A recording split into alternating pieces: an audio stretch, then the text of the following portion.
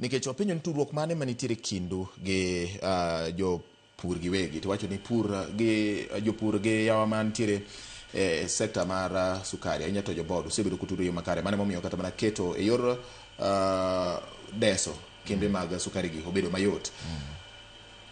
John, sama utiyo e bwo kambi ma bende ne ng'iyo weche mag pur mag niang' alwora mag gwenge mag Yala Swamp kochande,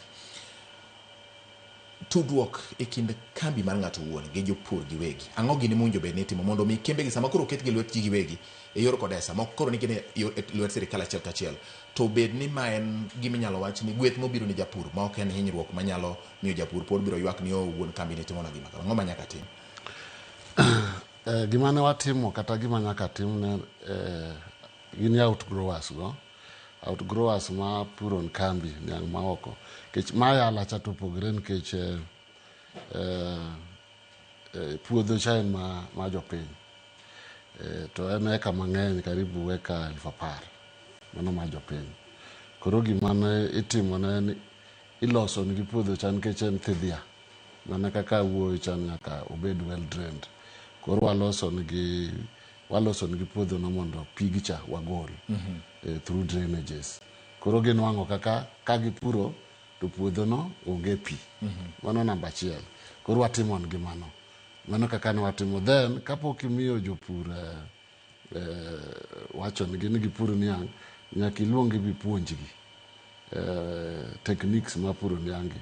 Niangi wadwa ni utim kama, wadwa ni upur gi kama, ulos kama. Then en mandate ma kambi no mondo omigi kodhi ma gidwa mondo gipidh. Omi jopur kodhi ma gidwa mondo gipidh. Kambi akwayo ni mondo kigiwe jopur dhi dwar kodhi kendgi kuma gidhi, nikech mani biro bedo mixture, kodhi ok bi bedo en gin uniform. Koro idhi kata ka en Kesref, chon en Kesref, sani awinjo no olokre Kesreti. Idhi Kesreti to iwuoyo kodgi to gimiyi kaka nende jatelo wacho no, irango environment no, niang' man manyalo timo maber ka. I-train farmers no on the good variety magi oripo gipidh kanyo.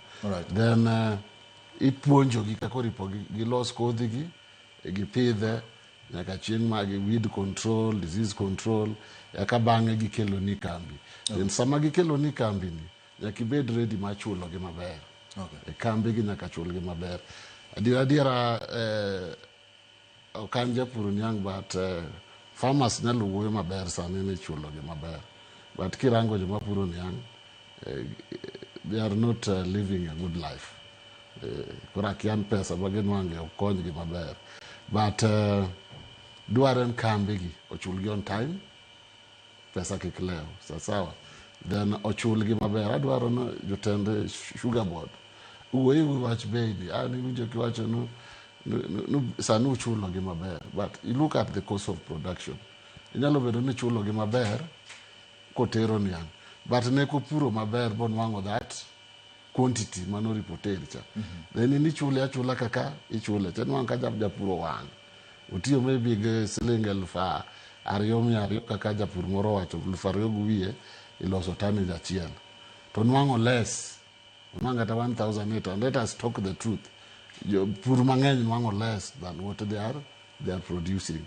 Unless system ma kodhi ni ubiro gumbolea gi soil fertility no mondo wares gi malo, yaka gibro maber. So kambi gi opuonji jopur these farming techniques, nikech extension officers tin oging'eny mi county go.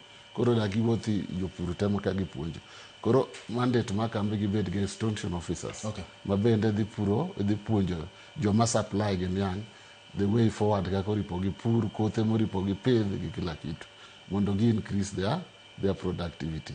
So akwayo ni kambi mwan gogi omak lwet jopur Kenyang. Apart from government, gikony government mako lwet jopur mondo jopur bo produce kaka gi produce.